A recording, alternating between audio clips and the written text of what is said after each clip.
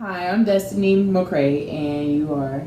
Melina Bruno. Okay, so what year are you? Sophomore. Okay, and what is your major and minor if you have any? I'm an exercise science major, and I'm a minor in health promotion, education, and behavior. Okay, so do you know anything about global warming since you're in health? Or? Not really. No? Okay. Not really, no. Okay, so what do you think global warming is?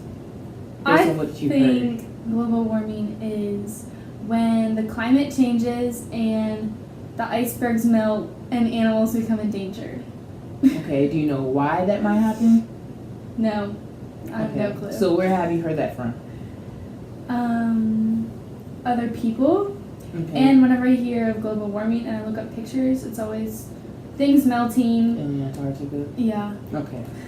So, based on what you know, how do you think we can prevent global warming if we can? Based on what I think global warming is, I don't really know how to prevent it because I feel like it deals with temperature. Mm-hmm. But I think you're going to tell me more of how we can prevent it. Yes.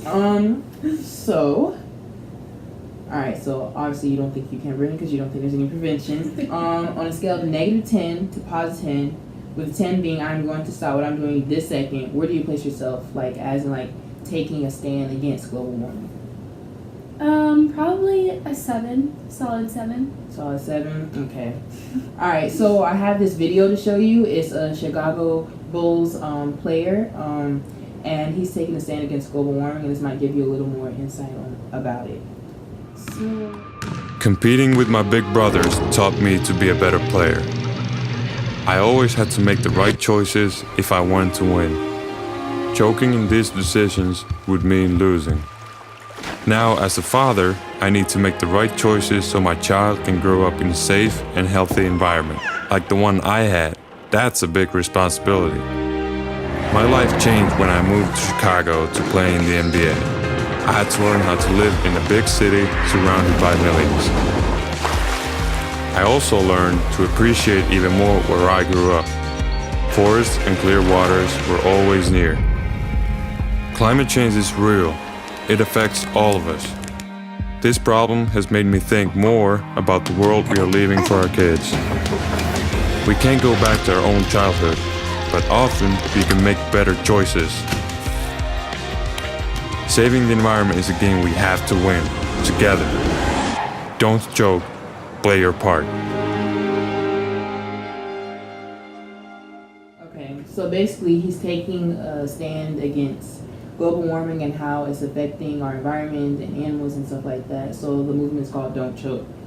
But for you to want to decide to follow that, you need to know about global warming. So global warming is basically the increase in temperature around the world. So this should be a concern for us and everybody because it's affecting us outside, but it's mostly affecting our ocean life, marine life. So the effects of it is our corals are dying, so coral bleaching is happening, which is it's dying, it's not producing an ecosystem or environment for our fishes. It's just it's bringing the nutrients down in the water. It's affecting the fishes, it's killing our fishes and stuff like that. Mm-hmm. So what is your favorite sea or animal?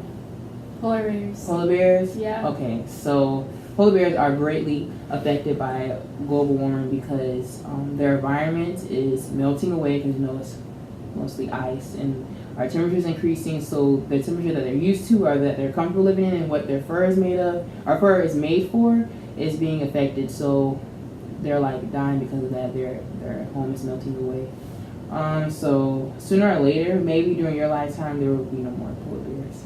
That's so sad. They're so cute. Mm-hmm. Yeah, I saw a video and they were getting skinnier, and you can see almost their bones because of how skinny they're getting, and the inability to find more animals to eat. Yeah, they can't eat, and they have nowhere to. They can't stay in the water the whole time. Yeah, and the ice is melting away, so it's pretty bad. Can we adopt them? Can I go to Antarctica and take a polar bear and bring it home?